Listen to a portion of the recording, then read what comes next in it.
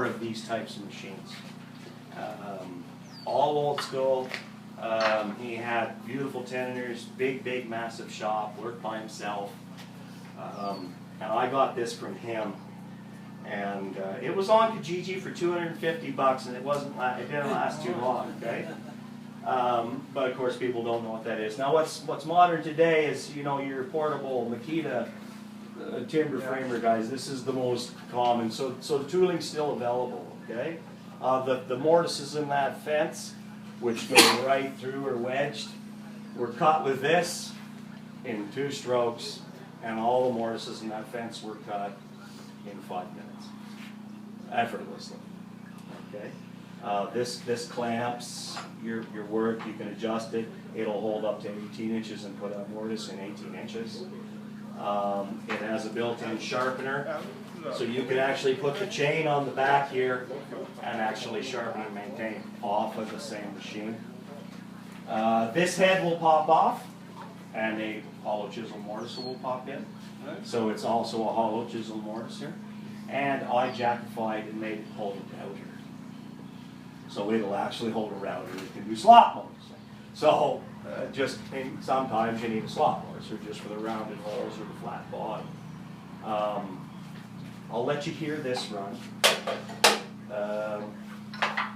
Once again, these are all 600 volt machines. Give me what have I got in strapped in? That's a few different. I don't know what it's set up for. I was going to put one in the PK thing there. I didn't tell me this. Now, I thought that the chain would cut really raunchy, and it doesn't by any means. Just don't stand in this area because it can shoot. It won't, but I'd rather you weren't standing there. Okay, so I always forget how this works.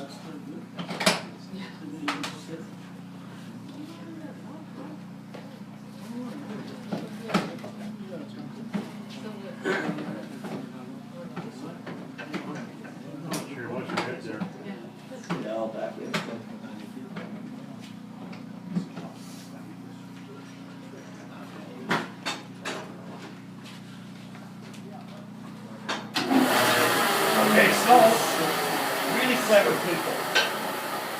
Put a little switch up here so when you pull the handle comes on. Okay? That's so you can use 2 hands. Now this will adjust. For short guys like me. Yeah, sawed off like me, yeah. Okay. It'll adjust depending on your stroke. The head. Most mortises are in a fixed column, and the table moves. The Stenner, the entire head moves, and the entire pillar moves on big, huge roller bearings, so it's perfectly balanced. You can operate this with 1 finger. That's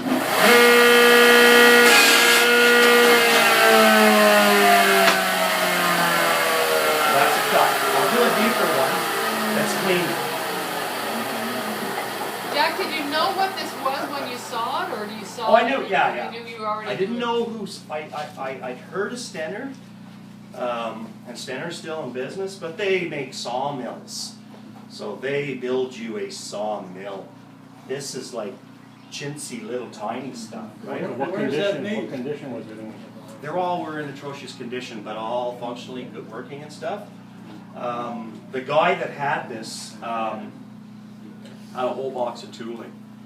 And just a bar, a chain, and a sprocket is $1,000. So, you know, a lot of people don't want to do chain mortising because it's, well, who pays retail? So, I have about, in retail value, $40,000 worth of chains. All different sizes. I have ones that are called necklace chains that will do tiny little mortise for the bars and windows. And I've really enjoyed the chain much more than the chisel. And the chain, in a lot of cases, will cut cleaner. Here, I'll cut a deeper one, and we'll see if I can cut straight through. So Except this one is safe. This is cedar, it doesn't cut clean, but.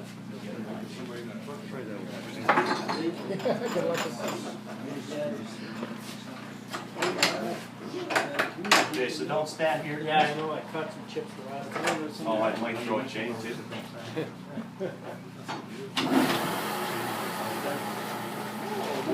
Anybody interested on how I'm generating 600 horsepower three-phase from single-phase household current? Talk to me later. All industrial garbage.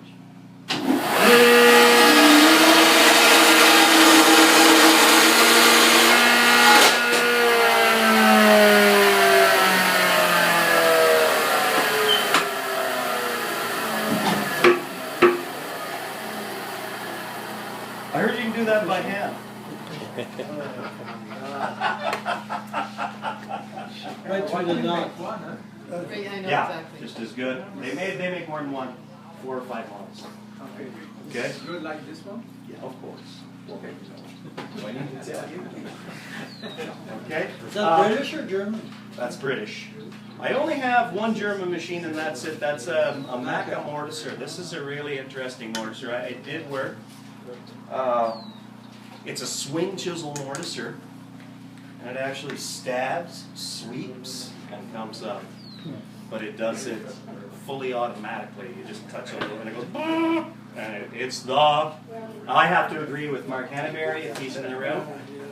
He says it's the fastest, cleanest mortiser ever in the world. And you know what? He should probably is. Okay.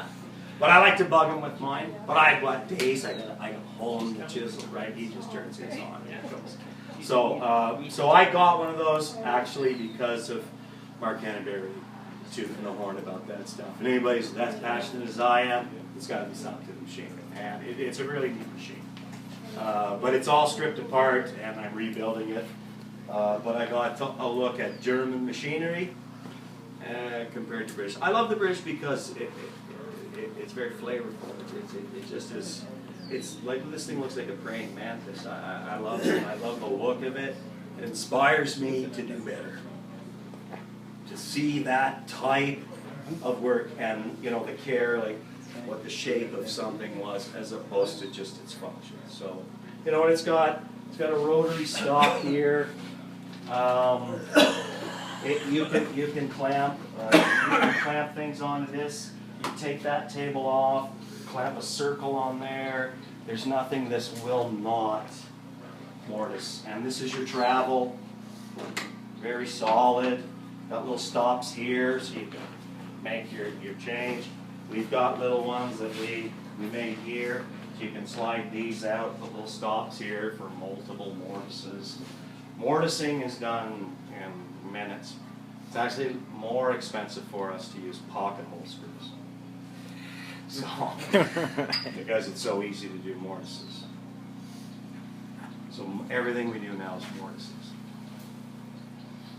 And very few people are doing that. They might use the little domino, which is a loose mortise. So I think I've shown everything. Those are grinders and stuff, but if you got any questions, just feel free to ask. And that humming noise you hear in the background, that's what's generating the voodoo electricity to run this stuff. That's the Martians.